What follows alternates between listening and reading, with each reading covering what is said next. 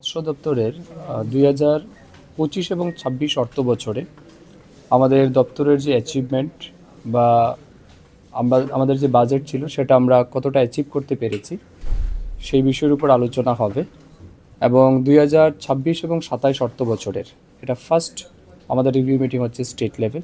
আপনারা জানেন এটা আমাদের রুটিন ওয়ার্ক, প্রতি বছর আমরা অ্যাটলিস্ট দুটো রিভিউ মিটিং করার চেষ্টা করি।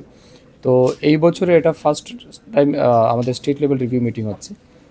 সামনের মাস থেকে আমরা জেলাভিত্তিক রিভিউ মিটিংয়ে যাব। তো আজকে রিভিউ মিটিংয়ে সিদ্ধান্ত হবে, আলোচনা হবে গত ফিনান্সিয়াল ইয়ারে আমাদের কতটা অ্যাচিভমেন্ট হয়েছে, আমাদের কোন কোন জায়গাতে আমাদের ঘাটতি ছিল, এর বাইরেও রাজ্যে মাছের যে চাহিদা যেটা রয়েছে সেটা পূরণ করতে আমরা কতটা সচেষ্ট হয়েছি, আরও কতটা ঘাটতি রয়েছে, সমস্ত বিষয়ের উপর আলোচনা হবে।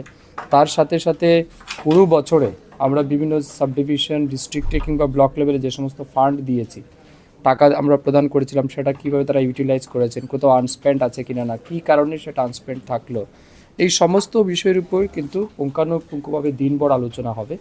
আজকের এই রিভিউ মিটিং সম্পূর্ণ অফিসিয়াল মিটিং, আমাদের সাব ডিভিশনাল অফিসার থেকে শুরু করে স্টেট লেভেল আমাদের হায়ার অথরিটি সবাই রয়েছেন।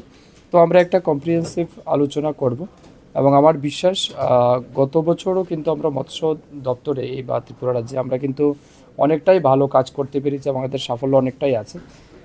কোথাও কোথাও নিশ্চয়ই কিছু না কিছু ঘাটতি থাকবে, সেটাকেও আমরা আলোচনা করব এবং কীভাবে আগামী দিন সেটাকে রেকটিফিকেশন করে আরও সামনের দিকে এগিয়ে যাওয়া যায় সেই বিষয়ে সিদ্ধান্ত হবে। এখন কীরকম চাহিদা রয়েছে জন্য আজকে আমরা আলোচনায় বসলে তারপর এটা দেখতে হবে। তবে এটা ঠিক আমাদের প্রোডাকশন অনেকটা ইনক্রিজড হয়েছে। লাইক গত বছর যেটা, এর আগের বছর যেটা আমাদের ছিল ধরুন 85,000 মেট্রিক টন, সেটা বেড়ে পরবর্তী সময় হয়েছিল 89। বর্তমানে আমাদের এটা 94 উপরে কিন্তু আমাদের প্রোডাকশন হয়েছে।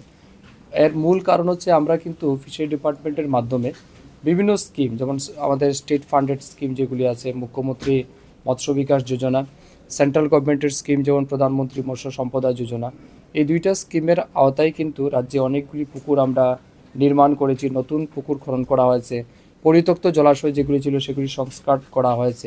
স্বাভাবিক কারণে কিন্তু জলাশয়ের এরিয়াটা বৃদ্ধি পেয়েছে, মাছ চাষও স্বাভাবিক কারণে সেখানে বৃদ্ধি হবে বা প্রোডাকশনটা বাড়বে।